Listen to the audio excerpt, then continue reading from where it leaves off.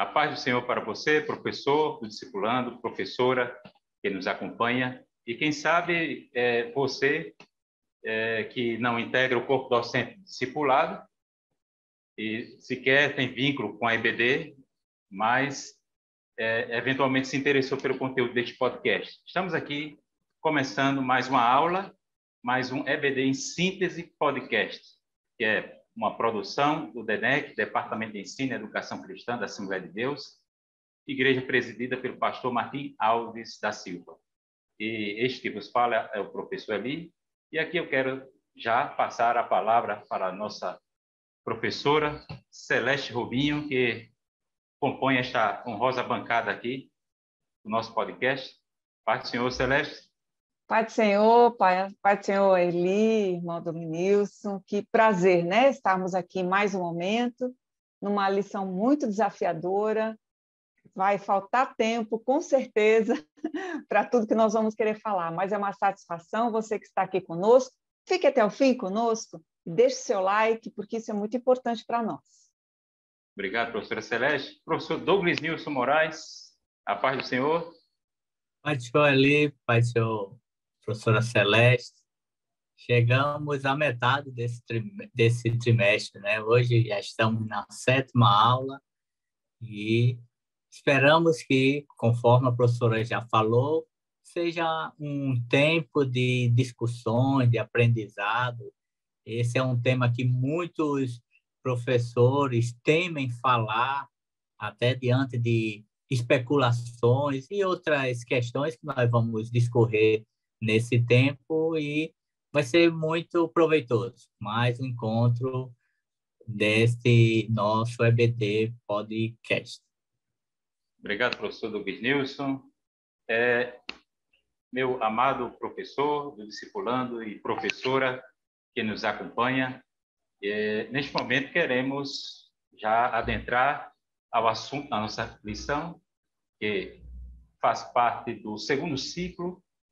Estamos especificamente hoje diante da lição número 7, crendo na vinda de Jesus Cristo.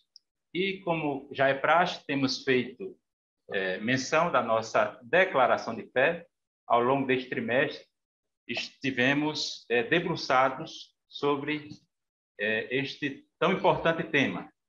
E, dentre os tópicos da escatologia, nós temos a promessa ou profecias referentes à vinda de Cristo. E o novo convertido, o novo decidido, recém-converso, precisa estar bem inteirado desta doutrina. E aqui, nas minhas palavras introdutórias, eu quero falar do que significa este tema, da relevância deste tema, também passar, é claro, né, a palavra aqui para a nossa professora Celeste Rubinho e o professor Douglas Nilson. Qual seria a expectativa para o aprendizado, para a reflexão que este podcast vai propor, meus queridos?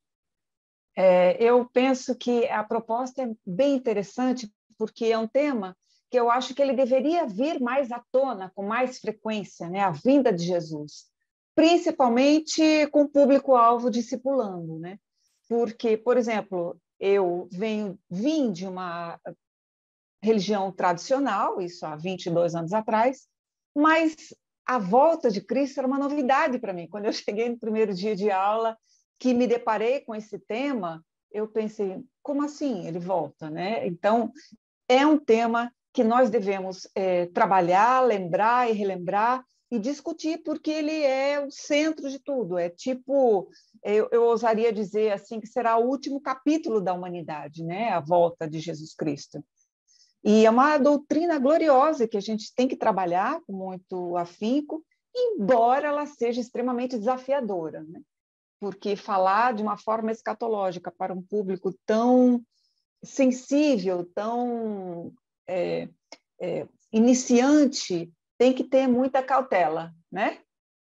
Eu penso... E principalmente, professores, que diante do contexto que nós vivemos, né, em que cada vez as pessoas têm um olhar muito para esta vida, né? E como Paulo, escrevendo aos Coríntios, ele diz, se nós esperarmos somente nessa vida, esperarmos em Cristo somente nessa vida, nós somos os mais miseráveis. Então, falar sobre este evento, sobre a certeza deste evento, ele é por demais importante porque ele gera esperança. A volta de Cristo, ele jamais pode gerar medo, insegurança, temor nos corações dos salvos em Cristo.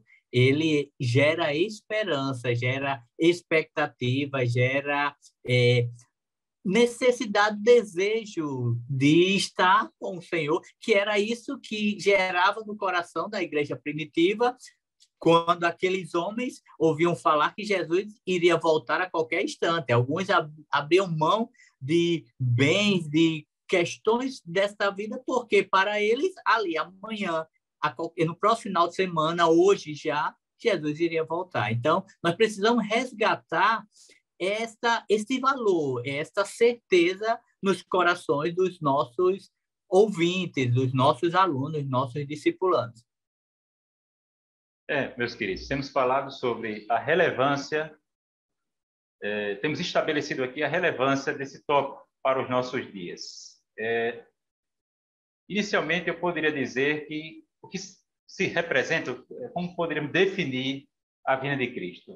Assim, a grosso modo, podemos dizer que a vinda de Cristo significa ou representa a nossa união definitiva com Cristo. A união definitiva da noiva com o seu noivo, né? Então, o que é? Significa isso. A consumação da nossa salvação. Mas para que Jesus viria? Jesus virá para reinar. Então, eu toquei aqui em 3 questões. O que é? O que significa e para quê? Temos falado aqui sobre, o professor Douglas News pontuou muito bem esses aspectos que indicam, que realçam a relevância dessa doutrina. E eu gostaria aqui de citar 2 teólogos, o Meyer Pillman e o Rodman Williams, né? O Meyer Pillman fala que as referências que tratam da vinda de Cristo são em torno de 300 referências. 300 referências.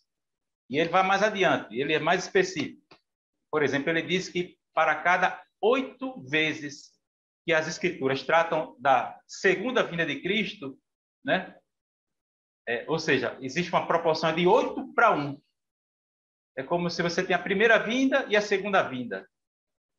Então, existem 8 referências a mais, sempre em relação à segunda vinda, que é o assunto da aula de hoje, quando você compara a primeira vinda com a segunda vinda. Então, a segunda vinda é mais importante, ela é mais destacada, mais recorrente. E nós temos esse outro autor, o Rodman Williams, que fala que 1/5 da Bíblia se resume a profecias, trata de profecias. E quando você pega todas as profecias bíblicas, aí você tem 1/3 dessas profecias que tratam da vinda, do retorno de Cristo, do advento de Cristo. Né? E para você, sendo assim, só mais específico, apenas 4 livros do Novo Testamento não fazem referência à vinda de Cristo, mas todos os outros fazem referência à vinda de Cristo. E ele é interessante também pontuar que o evento da vinda de Cristo não é um evento que ele está isolado na Escritura. Então, o desfecho, como a professora Celeste falou, o desfecho de uma história que começou lá no Éden, digamos assim, antes da fundação do mundo, todos esses eventos estavam traçados pelo Deus onipotente ou Deus soberano. Mas, para nós, vem o Éden, tem a criação, vem a queda, o processo de reconciliação ou rendição, e agora nós estamos na expectativa, estamos num processo de santificação progressiva, aguardando a glorificação, que é o estágio final dessa história. E o bom é que nós sabemos o final, né? O final, o feliz final nós sabemos. Estamos apenas aguardando, mas o final feliz nós já sabemos, porque a Escritura nos dá essa segurança, conforme você falou. E é interessante também lembrar o professor discipulando que esse momento dessa fala, desse trabalho sobre a vinda de Jesus, é um momento que nós temos que nos alertar e alertar esse aluno, porque é uma doutrina gloriosa, mas muito atacada. Por quê? Porque hoje em dia não é confortável eu ficar pensando que Jesus vai voltar, não é confortável ter essa certeza que ele vai voltar. E aí eu posso me deparar com alguns personagens. Por exemplo, os ímpios não gostam dessa doutrina, os ateus, mas eu penso que eles não gostam não só por falta de credulidade de fato, é porque, veja só, se eu realmente acreditar que Jesus vai voltar, eu vou ter que me comportar de uma forma diferente. Então, isso vai demandar de mim um comportamento, vai demandar de mim um esforço, eu vou ter que me adequar a muitas coisas, eu vou ter que perceber que a palavra de Deus e todas as profecias que ele próprio vem falando, elas vêm se cumprindo. Então, assim, eu tenho indícios muito fortes de que realmente ele voltará. E ele voltará em glória e para um momento também meio delicado, que é o momento de juízo. Então, isso ele é uma doutrina que me confronta, que me desafia. Quando eu saio do conforto, eu vou verificar que é mais fácil eu começar a debochar da doutrina, é mais fácil. E o novo discipulando, ele enfrenta muito isso. Ah, que negócio é esse que Jesus vai voltar? Você tá faltando aí um parafuso na sua cabeça. Estou falando aqui bem coloquialmente, porque é isso mesmo que acontece. Ele vai separar, mas então ele precisa estar muito firme. Eu creio nisso, eu creio que Jesus vai voltar, eu creio que essa é uma doutrina central, eu creio que isso é o grande fechamento, eu espero por isso. E outra, o pior de todos é o crente que crê nessa doutrina, mas vive como se Jesus não fosse voltar, né? Então, eu também tenho que me comportar pensando, pode ser hoje a volta do rei. Pode ser hoje. Pode ser que essa aula aqui nem acabe e Jesus voltou. Então,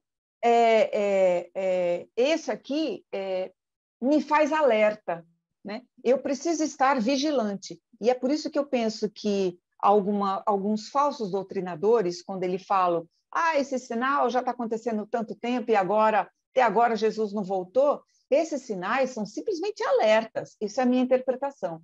São alertas para quê? Para que eu fique desperta, para que eu fique atenta, para que eu fique, opa, espera aí, o meu Jesus pode voltar, não é verdade? E também tem um ponto que pode acontecer nos nossos dias, o mesmo entendimento da igreja primitiva. Então, nós temos um público de alunos muito heterogêneo. Pode acontecer de algum novo convertido e aceitou a Cristo e começa a ler a Bíblia e vendo a história da igreja primitiva, das primeiras formações congregacionais, pode achar ele não está errado em crer que Jesus vai voltar agora, porque esse deve ser o nosso entendimento. Mas isso não pode levá-lo a tomar decisões precipitadas, que isso envolve trabalho, envolve outras questões que nós precisamos estar bem solidificados, porque senão esse novo convertido ele pode ter alguns problemas na caminhada. Nós precisamos sim crer que Jesus vai voltar agora, mas nós não podemos ficar com os braços cruzados entendendo, não, ele vai voltar agora, não preciso fazer mais nada. A vida, eu vou esperar Jesus voltar ativamente, na igreja, no meu trabalho, glorificando ao Senhor, fazendo aquilo que chega às minhas mãos, mas estando na expectativa que ele vai chegar a qualquer instante. Meus queridos professores, temos tratado aqui da relevância, da importância desse assunto. A pergunta pela relevância acerca da volta de Cristo, da vinda de Cristo, passa por uma boa definição, ou seja, o que significa a volta de Cristo, a vinda de Cristo, para que Jesus virá, exatamente. E temos também falado sobre os abundantes textos que tratam disso, né? O lugar que esses textos ocupam nas Escrituras é um lugar considerável. Temos também enfatizado a questão da certeza, da confiança, né? E eu gostaria só de enfatizar aqui algumas referências. Porque eu devo ter certeza que Cristo voltará. Primeiro, ele mesmo disse que voltaria. Ele disse em João, no Evangelho de João, capítulo 14. Não se turbe o vosso coração, credes em Deus, crede também em mim. Na casa do meu pai há muitas moradas. Se não fosse assim, eu vos teria dito, vou preparar lugar. E se eu for, e quando eu for, dependendo da versão, e vos preparar lugar, virei outra vez e vos levarei para mim mesmo. Então, Jesus disse que voltaria. Os anjos disseram, de acordo com Atos, capítulo 1, que Jesus voltaria, né? Eles disseram, este mesmo Jesus, que dentre vós foi recebido nos céus, voltará, assim como para o céu o vistes ir. Então, anjos disseram que Jesus voltará. Os autores do Novo Testamento, como eu já pontuei, até de forma estatística e quantitativa aqui, o volume de referências acerca da volta de Cristo, a professora Celeste já acabou antecipando aqui as questões dos sinais, dos indicativos da volta de Cristo, né, que devem nos colocar, digamos, em vigilância e numa postura de sobrealerta, de sobreaviso. E também temos o testemunho da ceia. Porque anunciais, né, toda vez que comeis este pão e bebeis este cálice, 1 Coríntios capítulo 11, anunciais a morte do Senhor até que ele venha. Quem colocou dessa forma, nesses termos, essa questão da certeza da volta de Cristo foi o pastor Antônio Gilberto. Antônio Gilberto. E ali... Pois não, professor Domingo. Pode falar, Celeste. Não, eu queria só complementar as referências, né, que ele estava falando. A vinda dele também será pessoal, que isso também está escrito, né, em Atos, capítulo 1, do versículo 9 a 11. A sua vinda será visível, que também nós temos referência, né, Apocalipse, capítulo 1, versículo 7. Ela será audível, né? É interessante, ele vai pegando os sentidos do ser humano e vai escrevendo isso para que a gente tenha certeza. Em Mateus 24, 31, sua vinda será repentina, né? O Mateus fala isso no capítulo 24, 27.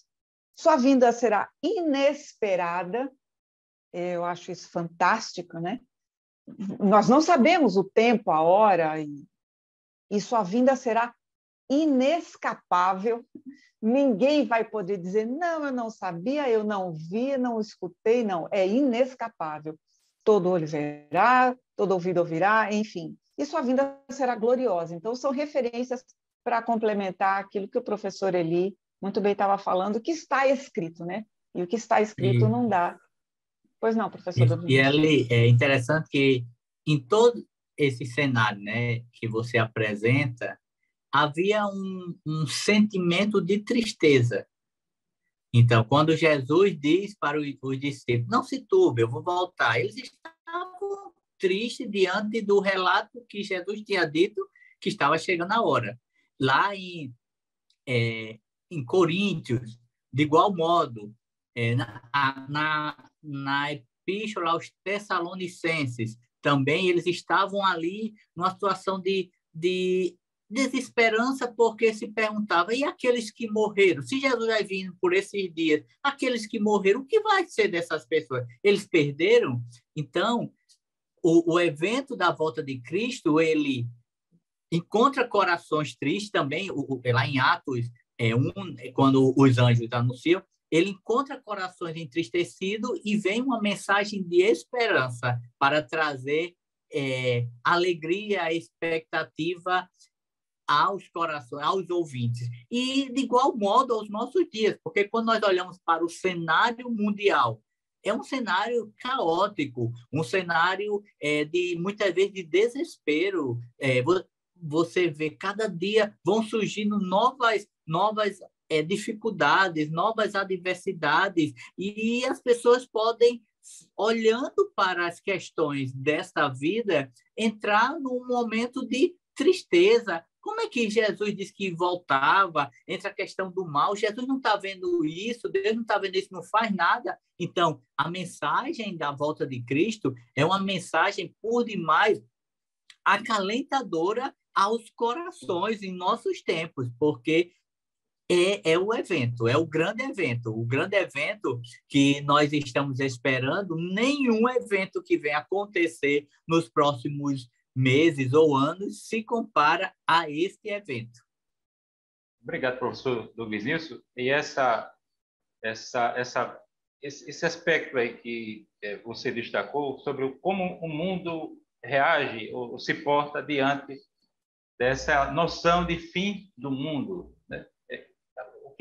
Como é que nós podemos colocar aqui as perguntas sobre o futuro, né? O mundo ele, digamos, se move desde utopias, projetos políticos e, digamos, verdadeiras engenharias sociais que buscam a todo custo, usando de um arrobo unfanista, implantar uma espécie de reino aqui, né? De paraíso, né? Uma espécie de instauração de paraíso, né? E eles prometem, né? O que eu gostaria de dizer com isso aqui, movimentos utopistas, né?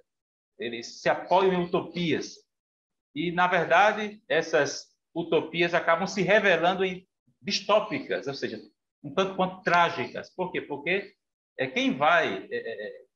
todos os reinos deste mundo são usurpadores. Somente Cristo reinar, é o verdadeiro rei, né? De direito, mas ainda não é de fato, porque os joelhos ainda não estão dobrados diante dele. Então, nós temos esse movimento utopista, nós temos também tanto movimentos, digamos, com a visão otimista, com a natureza humana e com a possibilidade de se instaurar um reino aqui na Terra, um reino de igualdade, de justiça, para todos. E também temos uma perspectiva também um tanto quanto pessimista sobre o futuro e de desespero, como vocês já aludiram ao longo da fala de cada um, né? E a Bíblia? A Bíblia, ela revela o futuro, como já falamos, ela revela o futuro. Isso é um problema para Deus? Não, porque, primeiramente, Deus existe fora do tempo.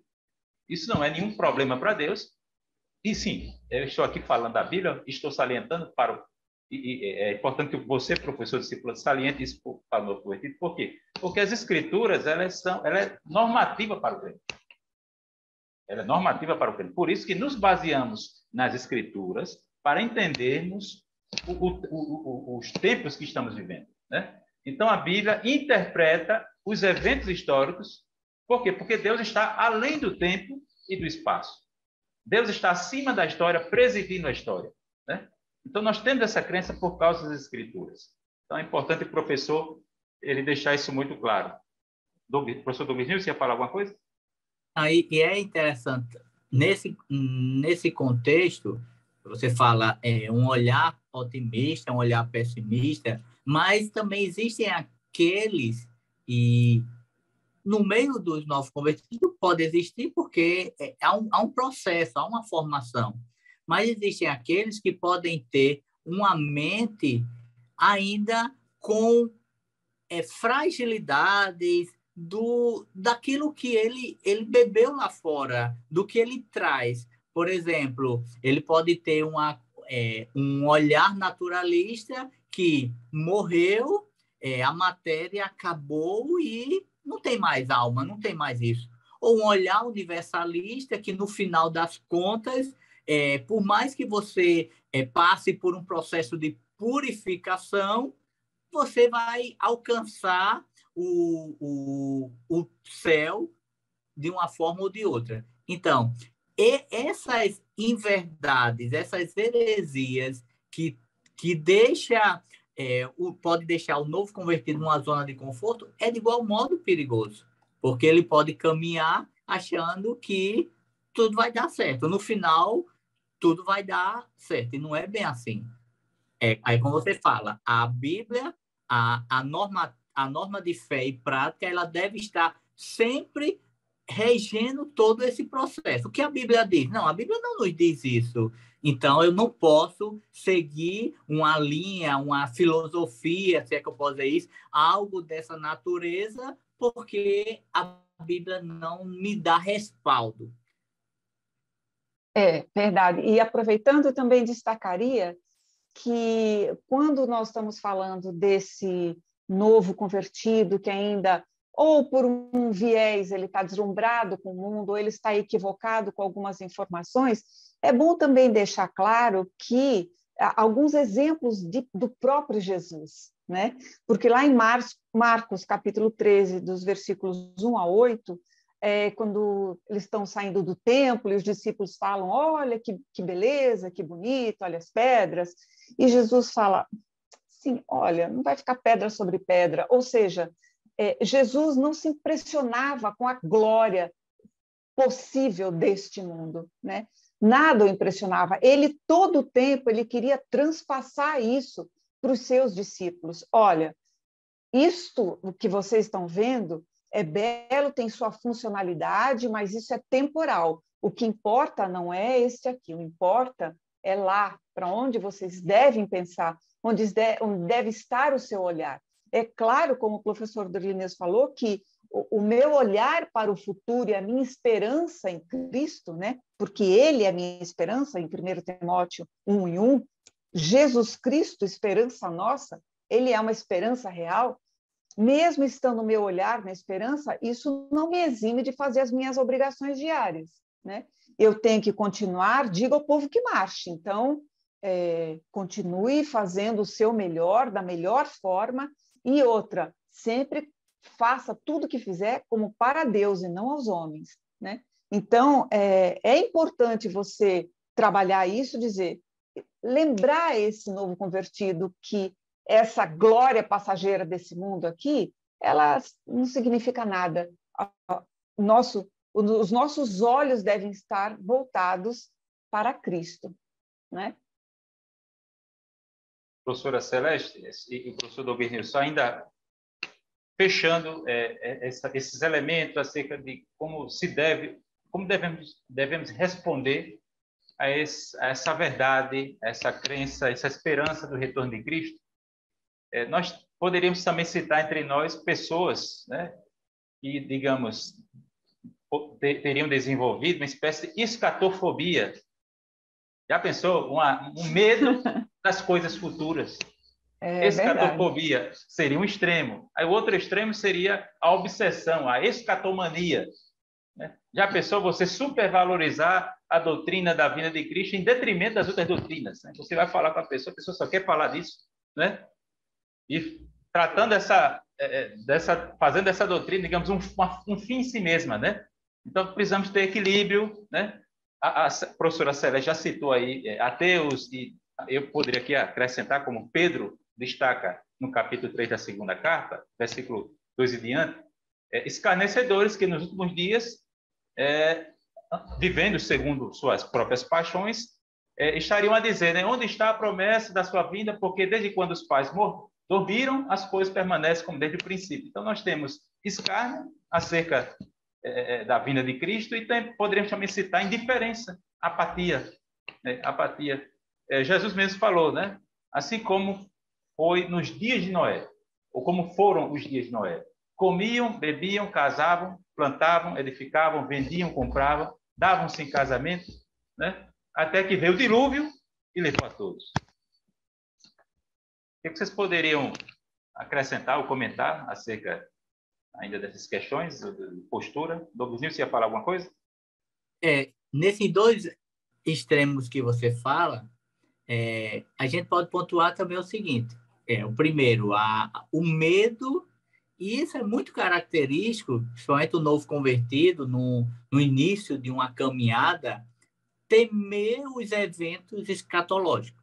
Muitas vezes porque não entende que o livro de Apocalipse ele tem simbologias e a gente precisa ter uma correta interpretação daqueles elementos para não literalizar tudo. Então, é preciso ter uma correta interpretação, e para isso o novo convertido precisa ter orientação, auxílio do professor nesse processo, mas também, quando atinge o outro lado, em que tudo termina em escatologia, é o perigo de nós sabemos que toda mensagem, toda pregação, ela deve apresentar Cristo, porque Cristo é o tema central.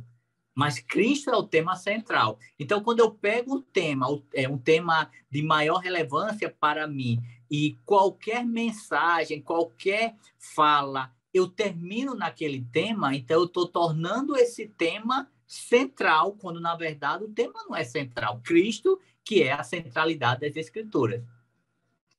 Professora Celeste? E eu queria avançar um pouco, quer dizer, lógico que estamos fazendo aqui um panorama bem aberto, né? Eu acho que na nossa conversa nós vamos acabar abordando absolutamente tudo que deve ser proposto aqui na revista, mas é interessante que, quando a revista fala os equívocos, né, concernentes à vinda de Cristo, é interessante que os próprios discípulos, quando eles perguntaram, né, para Jesus, será que isso vai acontecer agora, né? É agora que o reino de Israel vai ser restaurado? Enfim, eles demonstram ali que eles também estavam confusos, né? Esse ponto ele faz mais ou menos um equilíbrio. As perguntas do discípulo, como, quando, e a resposta de Jesus. Olha, calma, isso aqui não te pertence saber nem como ou quando, né?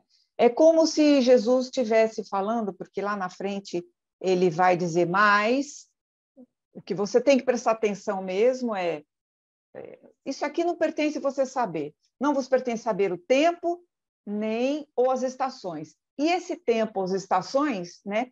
Quando ele fala tempos, ele está se referindo aqui a cronos, né? Que é a forma de perceber o tempo quantitativamente. E quando ele fala ou as estações, que ele também está dizendo nenhum nem outro, as estações aqui, ela se refere a kairos, que percebe o tempo qualitativamente, né? Que o Pai estabeleceu para o seu próprio poder. Ou seja, ele está dizendo o quê?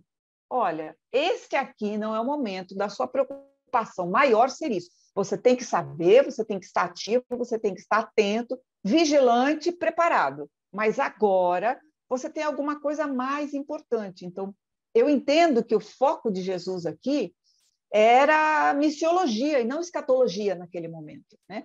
Porque ele fala, mas, só um segundo, ele fala assim, mas recebereis virtudes do Espírito Santo e sereis testemunhas, né? Testemunha. Então, o foco de Jesus aqui é, olha, vai, Jerusalém, ele vai delimitando, né, espaços, vá, seja minha testemunha, porque o que importa neste momento é isso. Não que escatologia não seja importante, por óbvio se está na palavra de Deus mas ali ele queria essa testemunha, essa palavra, ela mártir, né, que significa, naquele momento era um risco de morrer intenso, e aí, coincidentemente, eu estava lendo esse livro aqui, que é o livro dos Mártires, né, de John Fox, também tem pela CPAD. É interessante para que a gente se depare. Quer dizer, então, professor, estamos falando com os professores, né, discipulandos, então eu tenho que estar mais preocupado no momento, eu preciso saber, mas minha preocupação maior no momento é a pregação do evangelho, né, professor Douglas? E é interessante porque, Celeste, os discípulos caminham com Jesus, e até nesse evento de Atos, capítulo 1, mas na mente deles e da comunidade judaica era que o Messias ele viria como um rei Davi, como um poder. Então, por isso que eles perguntam, vai restaurar tu o reino de Israel? Eles entendem, na mente deles, Jesus ali a qualquer momento ia se revelar, já tinha o seu exército ali, os 12, e iria arregimentar um grande exército para governar humanamente, terrenamente. E Jesus, por vários momentos, diz, o meu reino não é deste mundo. Em outro contexto, Jesus disse, olha, você não sabe o que está fazendo quando Tiago e João querem tocar fogo numa cidade porque não deixaram ele passar. O olhar deles era um olhar militarizado, terrenamente. E Jesus está dizendo assim, não, agora vocês precisam ficar em Jerusalém, vai viver, vocês vão levar à frente essa mensagem, mas o meu reino não é um reino terreno envolvido apenas localmente, mas é mundial, é geral, é universal nesse aspecto. Meus queridos, vou só concluir aqui o primeiro tópico, que trata dos sinais. Temos falado sobre a certeza da volta de Cristo, né? É interessante o professor deixar claro que estamos vivendo já os últimos dias.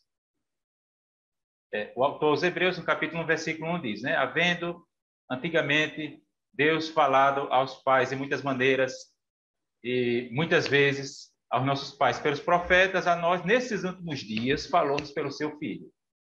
Então, estamos vivendo os últimos dias desde do registro, né, do autor aos Hebreus, ali no capítulo 11, estamos já vivendo os últimos dias. Nesses últimos dias, Deus falou-nos pelo seu Filho. Então, outro ponto, nenhuma profecia está por se cumprir, a não ser a profecia de que Cristo virá para buscar a igreja e tal, né, que é a primeira fase dessa segunda vinda. Então, vivemos os últimos dias, nenhuma profecia tem um cumprimento pendente, né? E aqui eu gostaria de destacar um aspecto dessa doutrina da vinda de Cristo, que também tem a ver com esse caso, que é a iminência da volta de Cristo. Iminência é aquilo, a qualidade ou a propriedade daquilo que ameaça ou que está para acontecer ou em vias de acontecer a qualquer momento, né? Então, a Bíblia fala que a nossa salvação está agora mais perto do que quando no princípio cremos, Romanos capítulo 13. Em Filipenses, no capítulo 4, nós vemos Paulo falando que o juiz está às portas.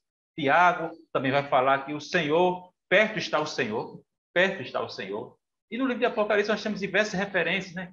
Que o Senhor diz, eis que cedo venho, né? Cedo venho. Temos também a metáfora do ladrão, né? Que o Senhor virá como ladrão da noite. Primeira carta de Paulo aos Tessalonicenses, capítulo 5, versículo 2.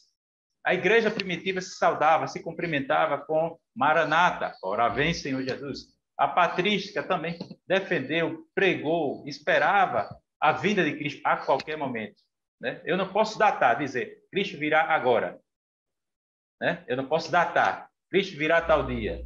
Mas também se eu disser, Cristo não virá hoje, eu também estou datando, né? Então eu posso excluir, eu não posso excluir do dia de hoje a volta de Cristo. O correto seria nós colocarmos nesses termos, Cristo virá a qualquer momento. Cristo virá a qualquer momento. E É por essa isso a datação... importância de estar vigia, né? Desculpa, professor. Vigia. Não, Não, pode falar. Celeste, professor Domingues. E essa datação é interessante porque a própria lição vai apresentar, no segundo tópico, né, algumas personagens, digamos assim, na história do cristianismo que dataram. Como também em seitas existiram pessoas que dataram este evento da volta de Cristo. E todos eles fracassaram. Sim? Pode falar. Só para complementar, dataram e continuam datando, né? Porque existe uma religião barra seita, que não vamos aqui mencionar, que eles incansavelmente eles continuam fazendo alguns cálculos, que não tem a menor ideia como seja, e eles continuam dizendo, olha, vai vir tal dia. Já erraram assim, pelo que eu contei, foram... Né? Pessoas exatamente. decepcionaram. E porque aí veja que as pessoas estão querendo datar um evento como se isso fosse o mais importante. O mais importante é, voltando para a Escritura, o que foi que Jesus deixou para nós? Fique vigilante, a qualquer instante. Então, se Jesus quisesse datar, ele teria datado, mas em compensação, se nós soubéssemos, porque nós temos uma natureza pecaminosa. Se muitos de nós, vou dizer todos, mas muitos de nós, sabendo que Jesus viria no dia 14 de agosto de 2022, muitas pessoas poderiam querer dar uma volta por aí e quando chegasse ali nas vésperas, nos dias que antecedesse, voltar e tudo estava bem. Não, claro que não são todos, porque eu particularmente entendo que a experiência do novo nascimento é uma experiência preenchedora. Então, estar lá fora não me faz falta, mas muitas pessoas vivem inconstâncias na caminhada. Então, pode simplesmente dizer, não, então vou ali, vou resolver minhas questões, vou tratar algumas coisas, não estou ainda muito bem para estar na igreja, lá para o início de agosto eu volto. E aí, Jesus não deixou isso, e ele deixa bem claro. É como um piscar de olho. Não dá para você fazer nada, mudar qualquer posição. Ou é ou não é. Perfeito. E eu penso, professor Dominilson, que essa ansiedade dessas dezenas de religião barra seita que continuam datando é porque ao ser humano é muito difícil para ele entender que ele não tem o controle das coisas. Ele não tem. foge ao seu controle. É muito difícil, é muito confortável para mim pensar, eu sei o que eu vou fazer, eu planejo meu dia, eu sei que hora eu vou fazer isso. Tal. Quer dizer, eu penso que eu tenho controle das coisas, da minha vida, do futuro, dos momentos, mas eu não tenho. E esse fator de escancarar na minha cara, sabe, dizer, Celeste, você não tem o controle, tá, querida? Então, qual é o seu Isso, papel? Não é não, professor? Pois não, pode falar. Celeste, isso é interessante, Eli, porque isso mostra, assim, a minha atitude evidencia um sinal nesse íntere até a volta. Porque quando eu não tenho tempo, eu quero ser senhor do meu tempo, eu estou paralelamente evidenciando um sinal que Cristo diz que nos últimos dias há um esfriamento, as pessoas que são senhores de si mesmo. Então, os comportamentos humanos evidenciam mais ainda esses sinais. Se nós olharmos há 50 anos atrás, a vida era totalmente diferente. As pessoas, uma hora dessa, boa parte dos nossos pais já estariam deitados, dormindo. E na nossa velocidade, muitos irmãos até essa hora ainda estão trabalhando, outros vão virar a noite trabalhando para às 5 da manhã levantar-se para um dia tumultuado de muitas atividades, uma agenda intensa e muitas das vezes falta o tempo para o Senhor. O tempo para o Senhor ele vai ficando lateralizado. Isso evidencia o fim dos tempos. Obrigado, professor Douglas, por essa referência, né, a essa postura de apatia, né, nestes últimos dias que estamos vivenciando. Então, fechando aqui, professor do Discipulando, a questão dos sinais, os sinais, no caso, são indicativos ou indicações do retorno de Cristo, né? E esses sinais, eles se tornam cada vez mais recorrentes e simultâneos. Por quê? Porque sempre houve engano doutrinário, engano profético, messianismo, né? Enganos messiânicos, perseguição religiosa, traição, hostilidade, martírio de cristão, aumento da corrupção, apatia, como o professor Douglas falou ainda há pouco, né? Anarquia, crise diplomática, guerras, ou rumores de guerras, ou seja, guerras não determinantes, abalos sísmicos, fomes, pestes. Estamos ainda vivendo uma conjuntura de pandemia. Então, a Bíblia ela já profetizou, ela já antecipou, anteviu tudo isso, né? Mateus capítulo 24, Lucas capítulo 21, Marcos capítulo 13, já tratam desses sinais. Mas como é que eu vou me comportar? Como indiferença? Deixa eu só fazer eu não penso assim, mas dentro desses sinais, há um sinal que cada vez mais ele é atacado, que é o sinal das Sagradas Escrituras, né? Cada vez pessoas surgem no âmbito religioso, né? É um sinal no âmbito religioso. Uma nova roupagem, uma interpretação bíblica assim mais atualizada, retirando alguns temas que na ótica humana são polêmicos, que não pode abordar. Isso tudo são sinais do fim dos tempos, porque a palavra ela é inerrante, ela é infalível e ela é suficiente. E quando eu tiro o poder que a palavra tem, eu estou transferindo esse poder para o Estado, para a sociedade, para os meios extra-bíblico. Isso é um sinal do fim dos tempos. Isso é o relativismo em maior evidência. Celeste, aproveitando o comentário que você fez, você falou sobre essa mania, essas probabilidades e essas adivinhações sobre o retorno de Cristo. Jesus teve a oportunidade de revelar o dia em que ele voltaria, mas ele não revelou. Mateus capítulo 24, versículo 36. Porque acerca daquele dia e hora, nem o Filho do Homem sabe. Ele teve a oportunidade de revelar, mas não revelou, né? Então, precisamos ter cuidado, né, com essa questão de datar ou de negar que Cristo virá, seria um extremo, né? Dizer, não virá hoje, não virá agora, Jesus não virá agora. Então, isso é perigoso, porque eu estou datando, isso implica datação.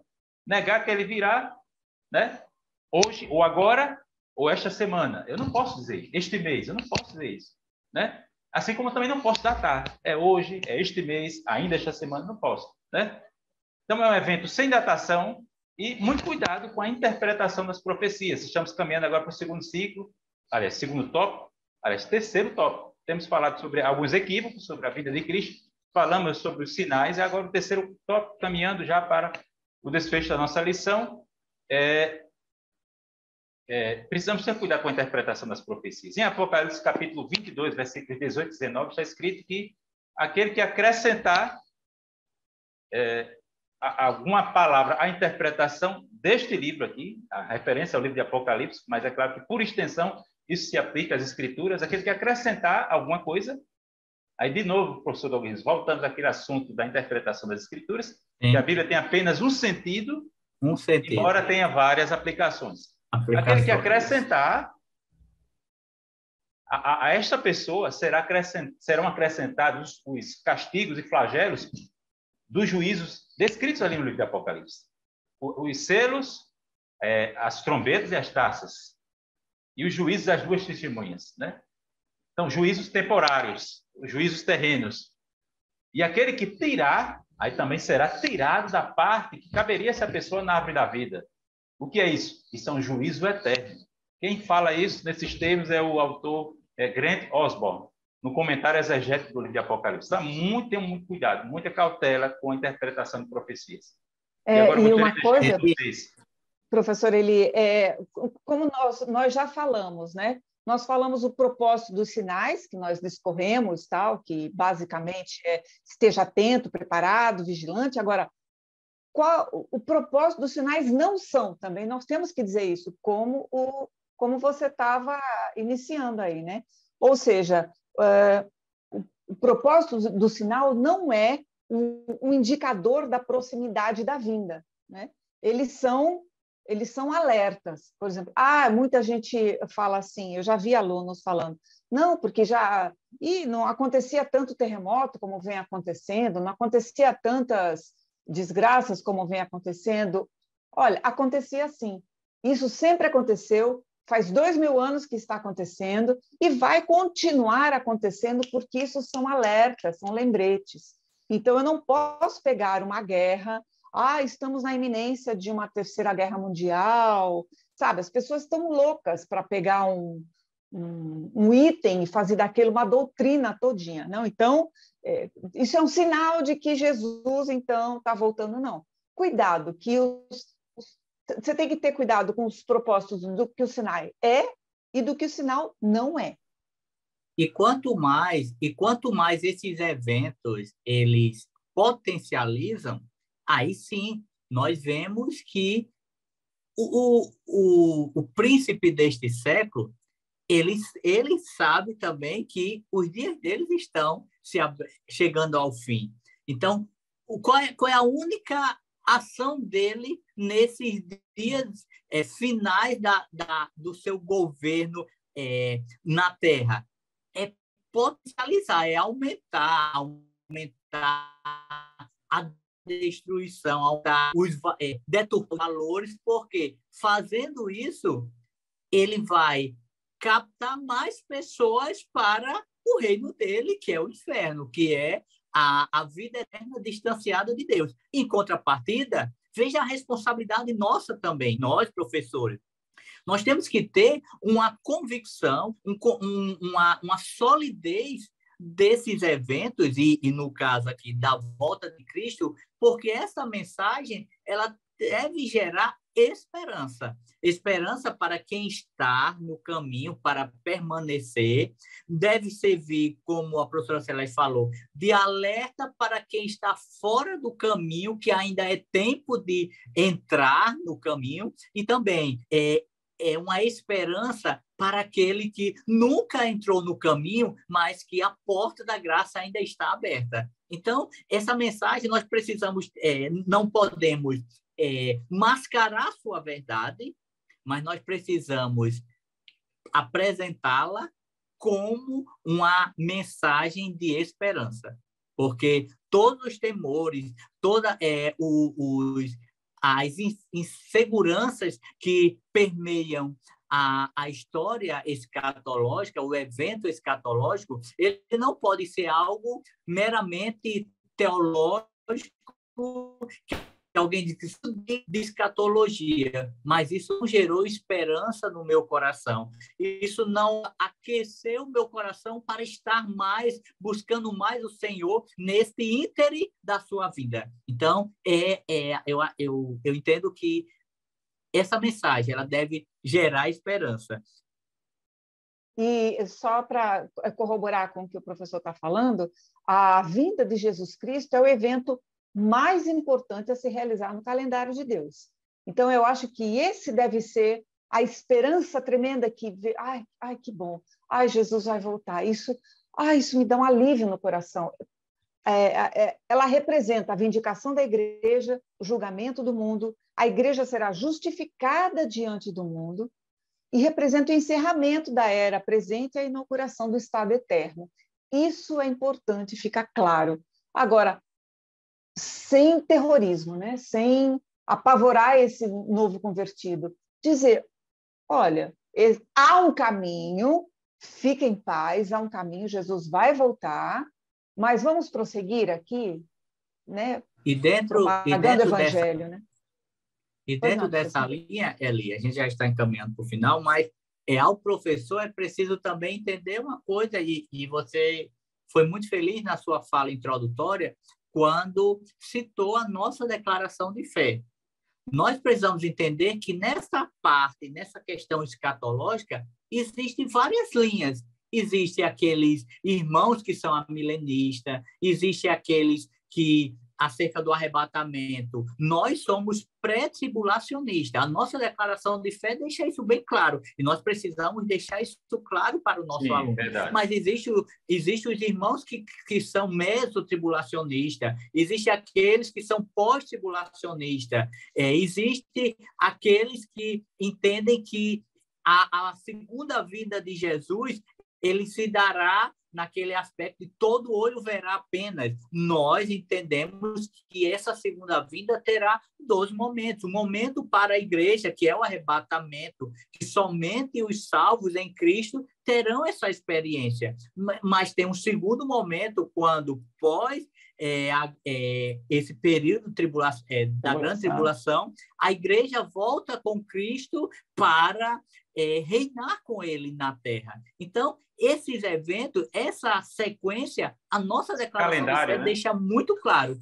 É o calendário. A declaração de fé deixa isso muito claro. E o nosso professor ele precisa ser fiel ao nosso credo doutrinário para depois não deixar o aluno confuso, principalmente nos dias atuais, onde a internet, o acesso à informação, a várias informações, está muito fácil.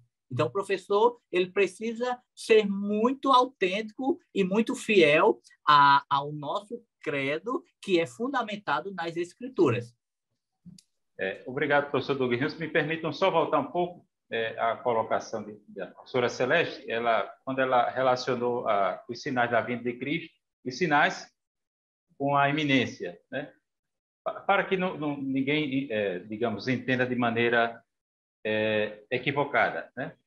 Os sinais, o que eu quis dizer? Qual o problema aí? É quando você isola os sinais do seu contexto, né? Ou se toma como referência um ou outro sinal para datar a vinda. Isso.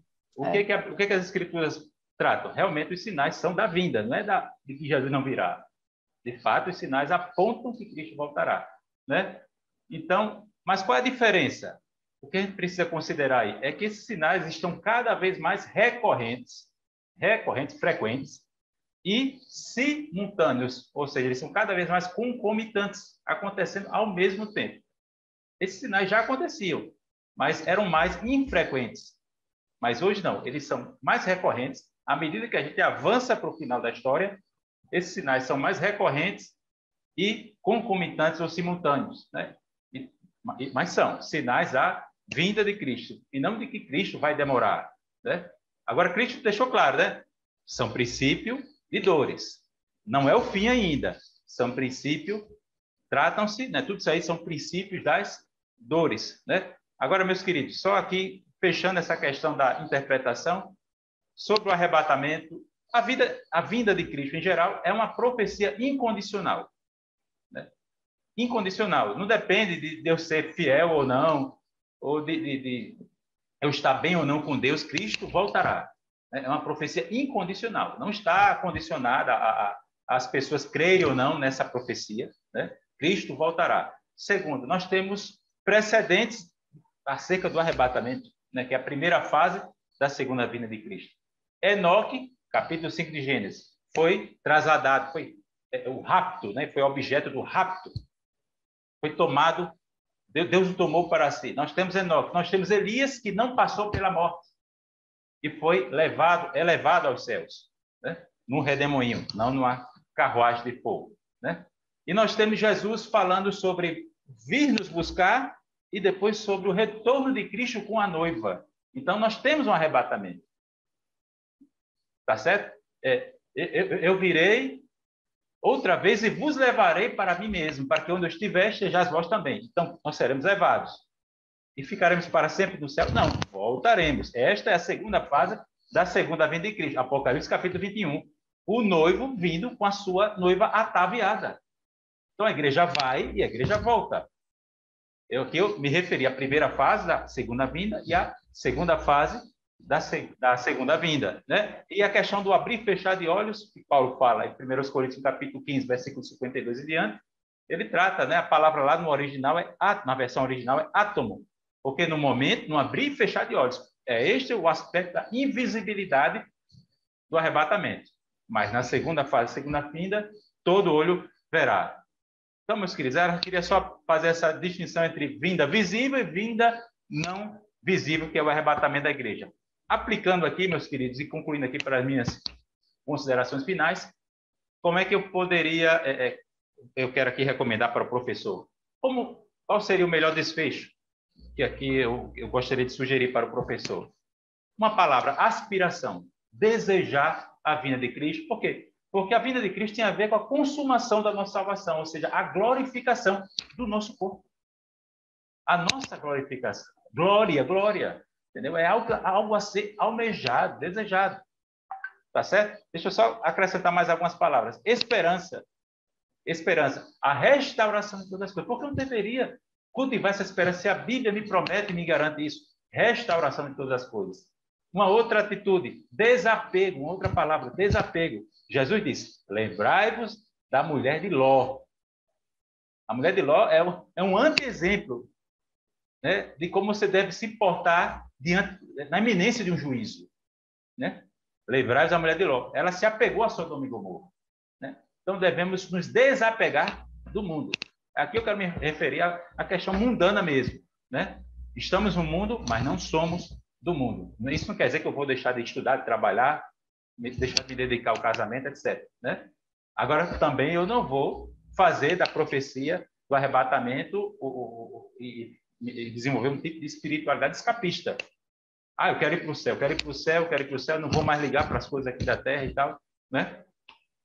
Ir para o céu. Tá certo, meus queridos? Então, mais três palavrinhas. Enquanto Jesus não vem, eu devo vigiar, devo estar apercebido, devo exercer a piedade, viver santamente, piedosamente, e devo também evangelizar e cumprir o ministério que Cristo me confiou. Né? Então, vigilância, piedade e ministério, ou seja, o exercício dos dons.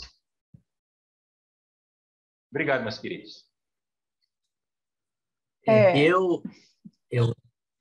Não, pode falar, Celeste. Pode falar. Não, é só as considerações finais mesmo.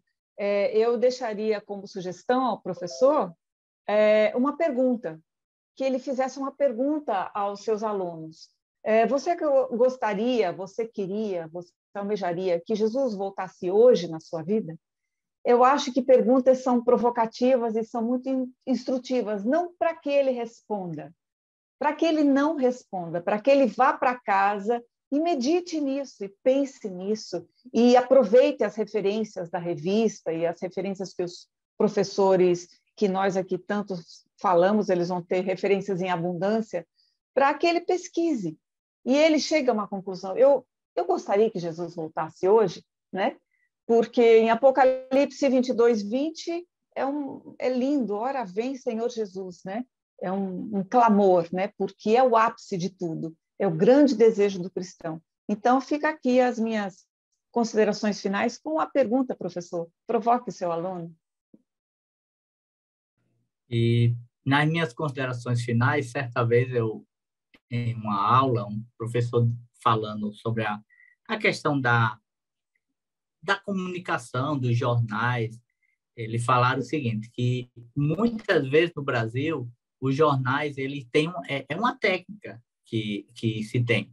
Você começa um jornal com os piores acontecimentos, catástrofe, morte, a inflação em alta, e o final desse jornal vai apresentar algo que faça o espectador esquecer tudo aquilo. Então, vai falar sobre o futebol que se desponta no país, sobre uma história de superação.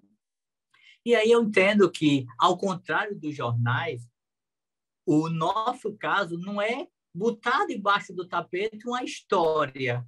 Na verdade, é revelar a história.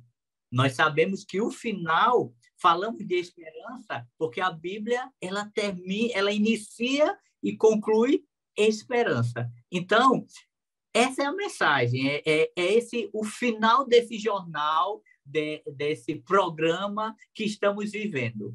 Esperança, porque tudo dessa vida vai passar, mas o Senhor voltará, e a nossa esperança é Ele vir, como diz o hino da harpa, breve Ele volta, quando eu não sei, breve Ele volta, Jesus virá outra vez. Aí, se ele quiser ensaiar aí com sua bela voz esse corinho, você encerra a aula e ficamos satisfeitos.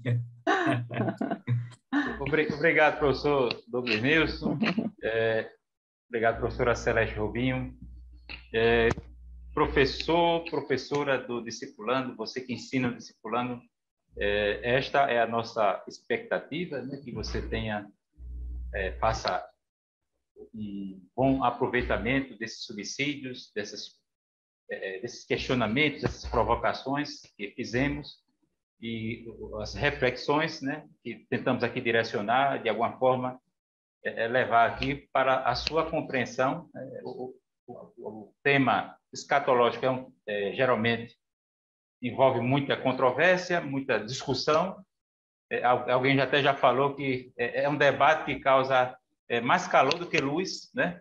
Mas desde que venhamos a conduzi-lo, né, pautado nas Escrituras, né, nós seremos edificados e a nossa vida será transformada, a vida do aluno será transformada e esperamos que o discipulando seja abençoado com este podcast. Queremos aqui concluir a nossa participação em mais um EBD em Síntese podcast.